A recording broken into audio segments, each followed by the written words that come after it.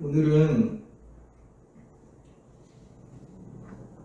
부활절 둘째 주일입니다. 오늘 본문은 요한복음 21장 1절에서 4절인데요. 전체적으로 21장을 살피며 말씀을 전합니다. 요한복음 21장은 본래 함께 기록된 것이 아니라 후대에 기록되어 첨가된 것으로 학자들은 보고 있습니다. 어휘나 형태에 있어 1장부터 20장까지와 다른 점이 많기 때문이죠. 자, 그렇다면 궁금한 것이 왜 21장이 부록으로 추가가 되었을까 하는 것입니다. 저는 확실히 말씀드릴 건데 잘 모릅니다. 저뿐만 아니라 학자들도 의견이 분분한데요. 그런데도 분명 오늘 말씀은 우리에게 교훈을 주기에 오늘 말씀을 통해 은혜 받기를 원합니다. 일단 오늘 본문 1절에서 예수께서 디베랴 호수에서 또 제자들에게 자기를 나타내신 일이라 소개하며 이제 이야기가 시작되는데요. 여기서 디베랴 호수는 갈릴리 지역입니다. 거기에는 베드로를 포함해서 7 제자가 있었는데요. 2절에서는 그들 이름을 소개하고 있습니다.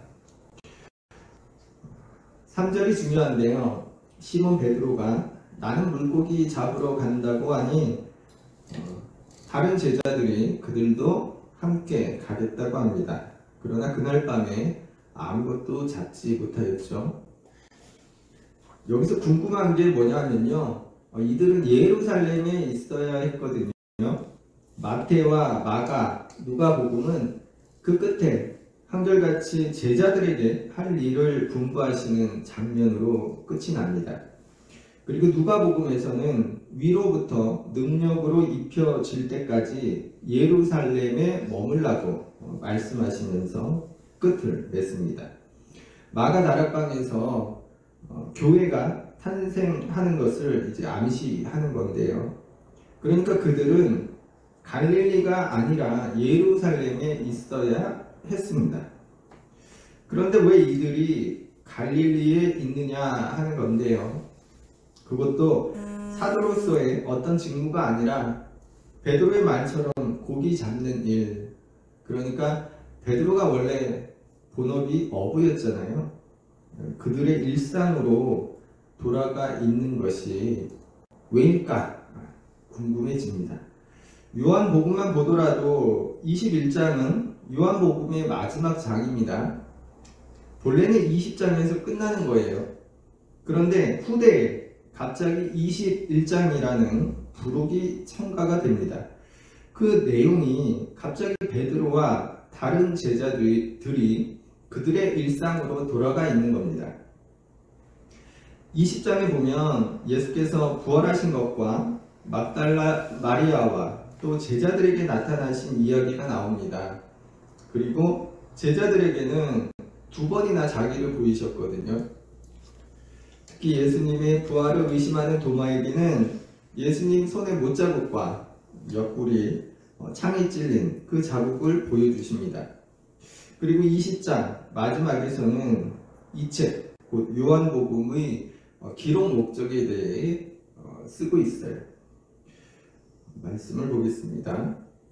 오직 이것을 기록함은 너희로 예수께서 하나님의 아들 그리스도이심을 믿게 하려 하며 또 너희로 믿고 그 이름을 힘입어 생명을 얻게 하려 함이니라. 그러니까 우리가 추론해 볼 때 다음 내용은 뭐겠습니까? 당연히 제자들이 그 이름을 힘입어 열심히 사도로서 직무를 수행하는 그 장면이 되어야 하지 않을까요?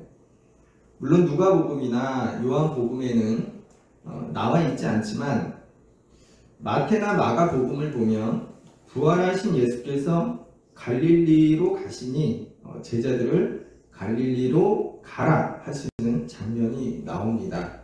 그러나 그러한 이유로 제자들이 갈릴리에 갔다면 오늘 본문과는 좀 다른 모습이었겠죠. 그들의 일상이 아니라 제자로서, 사도로서의 모습이 나올 것입니다.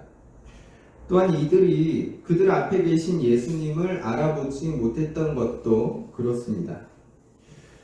지금 제자들이 부활하신 예수님을 보는 것이 이번이 세 번째입니다. 이미 두 번이나 부활하신 예수님을 보았습니다. 그런데 지금 제자들이 예수님을 전혀 알아보지 못합니다. 이게 뭘 의미할까요? 저는 이런 생각을 합니다. 제자들은요, 예수님께 직접 가르침을 받고 배우며 예수님의 놀라운 일들, 병자를 치유하시며 죽은 자까지도 살리시는 그런 놀라운 일들을 경험했습니다. 그러다 예수님이 죽으셨어요. 그래서 포기하고 낙심할 수 있습니다. 그런데 그들은 부활하신 예수님을 만났잖아요. 그것도 두 번이나 부활하신 예수님을 이미 배웠어요. 그런데 그들은 예수 만나기 전에 생업으로 돌아가 다시 고기 잡는 일을 하고 있습니다. 이게 우리에게 주는 의미가 뭘까 생각해 볼 때, 이렇게 예수 믿는 게 어렵구나, 이런 게 아닌가 싶어요. 왜냐하면요, 이 21장이 기록된 것이 한참 후거든요. 그러니까 21장이 기록되었을 때는 베드로나 요한이 모두 죽고 난 후입니다. 요한복음의 본래 마지막 장인 20장 31절 말씀 아까 보았는데 다시 한번 보겠습니다. 오직 이것을 기록함은 너희로 예수께서 하나님의 아들 그리스도이심을 믿게 하려 하며 또 너희로 믿고 그 이름을 힘입어 생명을 얻게 하려 함이니라.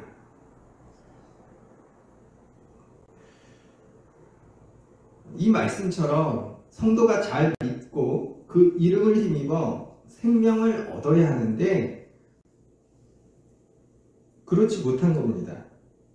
그런 그들에게 지금 이게 너희들 모습이 아니니 봐라, 지금 이러한 제자들의 모습이 바로 너희의 모습이야 라고 요한복음 21장의 저자가 말하고 있는 게 아닐까 싶습니다. 예수님이 행하신 놀라운 일들과 그의 가르침을 들었으면서도 또 그분의 사랑을 알면서도 일상으로 돌아가고 있는 사람들에게 21장의 새로운 저자가 한마디 하는 것 아닐까 싶은 거죠. 오늘 우리도 그렇지 않습니까? 저도 목사이지만 하나님을 믿고 또 예수님도 믿지만, 그래서 교회도 나가고 예배도 드리지만 가끔은 목이 터지라고 찬양도 부르고 눈물과 콧물이 범벅이 돼가면서 기도도 하지만 정작 우리 삶에서는 그냥 일상일 뿐입니다. 베드로가 다시 고기 잡으러 갔듯이 우리는 주일 예배가 끝나면 그렇게 우리의 일상으로 되돌아갑니다. 거기에는 하나님 나라도 없고 예수의 가르침도 없고 다만 우리의 치열한 일상만이 있을 뿐이죠. 그렇지 않을까요? 3절 하반부에 그날 밤에 아무것도 잡지 못하였다 합니다. 여기서 생각나는 장면이 있는데요. 누가복음 5장입니다. 예수님이 밤새 고기를 잡지 못한 베드로에게 깊은 곳에 가서 그물을 내려 고기를 잡으라 말씀하시고,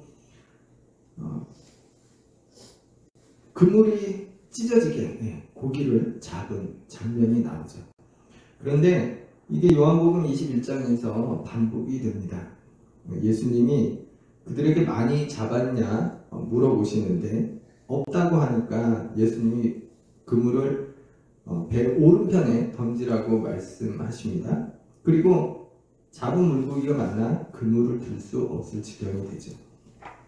누가복음 5장에서 예수님이 그물을 깊은 곳에 던지라 말씀하실 때는 예수께서 제자들을 부르실 때였거든요. 그러니까 오늘 요한복음 21장에서 다시 그 이야기가 반복되는 것은 그들에게 주신 예수님의 미션을 기억하게 하시기 위함입니다. 자, 마태복음에서는 그 미션을 이렇게 기록하고 있습니다. 말씀하시되 나를 따라오라. 내가 너희를 사람을 낳는 어부가 되게 하리라. 그러니까 여기까지 보면 제자로서 또 사도로서 자기의 직무를 망각하고 일상으로 돌아가 있는 제자들에게 예수님은 다시 그들의 미션을 깨닫게 하시는 것을 알 수 있습니다. 또 이것이 요한복음 21장의 저자가 당시 교회 공동체에게 하고 싶었던 그 말이 아닐까 싶습니다. 자, 그렇다면 우리는 어찌 해야 할까요? 우리의 일상을 다 버리고 주님을 위해서만 헌신하며 살아가야 할까요? 자, 여러분은 어떻게 생각하십니까?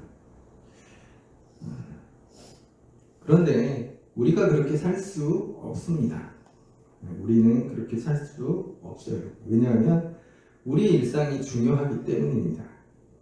좀 더 잘 살고 잘 먹고를 위한 그러한 욕심을 떠나서 우리의 일상은 너무 고달프고 어렵기 때문이죠.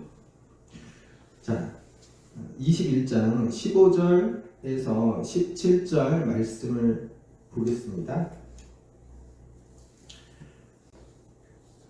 그들이 조각 먹은 후에 예수께서 시몬 베드로에게 이르시되 요한의 아들 시몬아 내가 이 사람들보다 나를 더 사랑하느냐 하시니 이르되 주님 그러하나이다. 내가 주님을 사랑하는 줄 주님께서 아시나이다. 이르시되 내 어린 양을 먹이라 하시고 또 두 번째 이르시되 요한의 아들 시몬아 네가 나를 사랑하느냐 하시니 이르되 주님 그러하나이다. 내가 주님을 사랑하는 줄 주님께서 아시나이다. 이르시되 내 양을 치라 하시고 세 번째 이르시되 요한의 아들 시몬아 내가 나를 사랑하느냐 하시니 주께서 세 번째 내가 나를 사랑하느냐 하심으로 베드로가 근심하여 이르되 주님 모든 것을 아시오매 내가 주님을 사랑하는 줄을 주님께서 아시나이다. 예수께서 이르시되 내 양을 먹이라. 예수님이 제자들과 함께 아침을 드신 후에 베드로에게 묻습니다. 시몬아 네가 이 사람들보다 나를 더 사랑하느냐? 베드로의 대답은 주님 그러합니다. 내가 주님을 사랑하는 줄 주님께서 아십니다. 그러자 예수님은 베드로에게 내 양을 먹이라 하십니다. 참고로 예수님이 이 사람들보다 나를 더 사랑하느냐에서 이 사람들은요 사람들뿐만 아니라 베드로가 지니고 있던 물건들 그러니까 고기 잡는 도구나 배를 포함하는 것입니다. 자, 그런데 이 질문과 대답이 세 번이 계속됩니다. 예수님은 똑같은 질문을 하시고 베드로는 똑같은 대답을 합니다. 물론 세 번째 예수께서 물으실 때 베드로가 근심하며 대답하는데 이것은 아마도 베드로가 예수님을 세 번 부인했던 것을 암시하는 것 같죠. 자, 여기서 학자들 간의 논란이 조금 있습니다. 자, 헬라어 원어를 보면 첫 번째와 두 번째에서 예수님이 베드로에게 내가 나를 사랑하느냐 물으실 때 단어가 아가페오입니다. 그런데 베드로가 예수님을 사랑한다고 답할 때는 필레오이거든요. 그러니까 예수님은 아가페오라는 단어로 네가 나를 사랑하느냐 물으셨는데 베드로는 네 주님 내가 주님을 사랑합니다. 필레오라는 단어를 사용해서 그 고백을 하고 있는 것입니다. 자, 학자들은 왜 이렇게 다른 단어를 썼을까? 여기에는 특별한 메시지가 없다라고 하는 사람들이 있고요. 또 반대로 이것은 특별한 메시지가 있다고 하는 사람들도 있습니다. 저는 원어의 중요성을 강조하는 편이라 원어의 의미를 살려서 이 말씀을 고려합니다. 자, 우리말은 하나라 쉬운데요. 헬라어에는 사랑이라는 말도 여러 가지가 있어서 힘듭니다. 사랑을 뜻하는 헬라어는 여러 개가 있는데요. 그 중에 오늘 본문에 나오는 아가페는 신적인 사랑을 뜻하는 겁니다. 위에서 아래로 내려오는 일방적인 사랑과 헌신을 뜻하는 것이죠. 우리로 치면 모성애가 여기 포함될 것입니다. 필레오도 좋은 말인데요.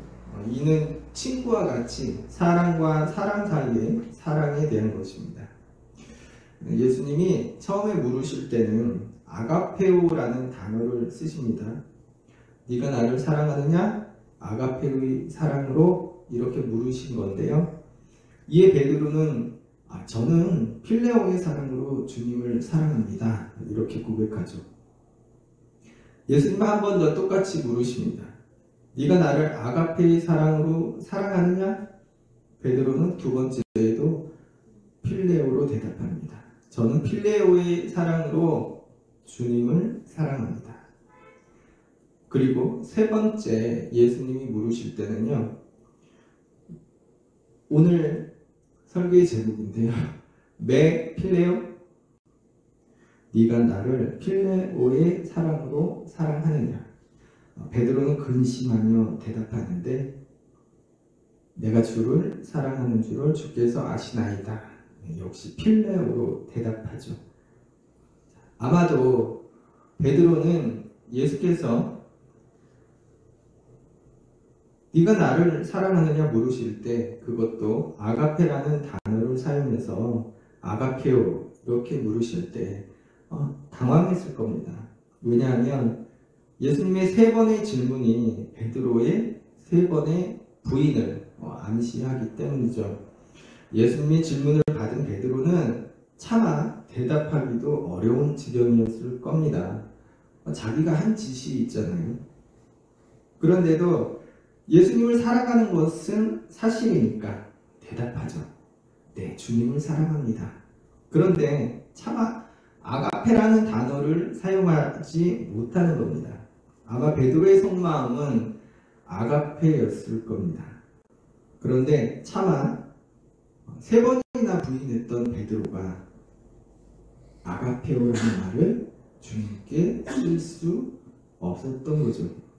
그래서 베드로는 필레오로 대답합니다. 주님, 내가 주님을 사랑합니다. 그런데 주님께서 보셨듯이 저는 필레오의 사랑밖에는 안 됩니다. 그런데 예수께서 다시 한번 물으십니다. 그래, 그럼 다시 한번 확인하겠다. 정녕, 너는 나를 아가페의 사랑으로 사랑하지 않는 것이니? 베드로는 똑같이 필레오의 사랑밖에 하지 못하는 자기를 부인하지 못합니다. 그때 예수께서 베드로에게 다시 물으시죠. 그렇다면 필레오의 사랑이라도 나를 사랑하느냐? 여러분, 하나님은 우리에게 아가페의 사랑을 주십니다. 그러나 우리에게 똑같은 아가페의 사랑을 요구하시지는 않습니다.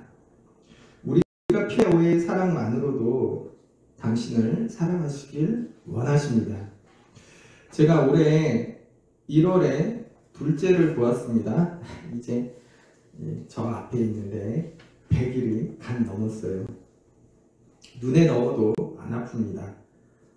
물론 9살 먹은 우리 첫째 아들도 그렇습니다. 네. 그런데 제가 아빠지만 부끄러운 것이 모성애가 대단하거든요. 아빠가 아무리 사랑한다고 해도 엄마의 사랑을 따라갈 수 있을까? 네, 물론 저희 생각입니다. 그런데 아가페의 사랑이 그런 거거든요. 절대적이고 헌신적인 사랑, 신적인 사랑. 그런데 엄마가요, 아이에게 그런 사랑을 주었다고 해서 아이 보고 너도 나에게 그렇게 해야 된다, 너도 내가 너에게 준 것처럼 똑같이 나에게 해야 한다 말하지 않거든요. 그냥 엄마니까 아낌없이 사랑을 주죠. 하나님의 사랑도 이와 같습니다. 절대적이고 헌신적인 사랑입니다. 그리고 우리에게 그분이 우리에게 주신 것과 같은 사랑을 요구하시지 않으세요. 그냥 필레오의 사랑이면 족하다 하시는 겁니다. 아마도 요한복음 21장의 저자는 아가페의 사랑을 받은 우리가 그 사랑을 잊고 제자의 신분을 잊은 채 살아가는 모습을 보며 펜을 들지 않았을까 싶습니다. 그 사랑을 기억하라고. 그러나 그분이 우리를 위해 치르신 사랑과 희생처럼 그렇게 값지고 큰 것을 기대하시는 것이 아니라 다만 필레오의 사랑이면 족하다 하시는 겁니다. 자, 21장 9절 말씀을 보겠습니다. 육지에 올라보니 숯불이 있는데 그 위에 생선이 놓였고 떡도 있더라. 베드로와 제자들이 예수께서 가르쳐 주신 대로 고기를 잔뜩 잡고 왔습니다. 그런데 와 보니 숯불이 있고 그 위에 생선이 놓였고 떡도 있습니다. 이 음식은 제자들이 아니라 예수께서 제자들을 위해 직접 준비하시는 겁니다. 그리고 예수님은 자기가 차려놓은 음식을 가리키시며 와서 아침을 먹으라 말씀하십니다. 예수님이요, 자기를 잊고 일상으로 돌아가 있는 제자들을 지금 나무라시는 것이 아니라 오히려 그들에게 따뜻한 아침을 지어주고 계신 거예요. 그리고 우리가 잘 알듯이 이 제자들은 예수님이 지어주신 그 따뜻한 아침 식사를 먹고 힘을 얻어 제자로서 또 사도의 삶을 살아갑니다. 말씀을 마치려 합니다. 여러분, 주님은 오늘 우리에게도 그렇게 하십니다. 주님을 잊은 채 우리의 일상에만 빠져있는 우리를 탓하시기보다 우리에게 따뜻한 아침을 지어주십니다.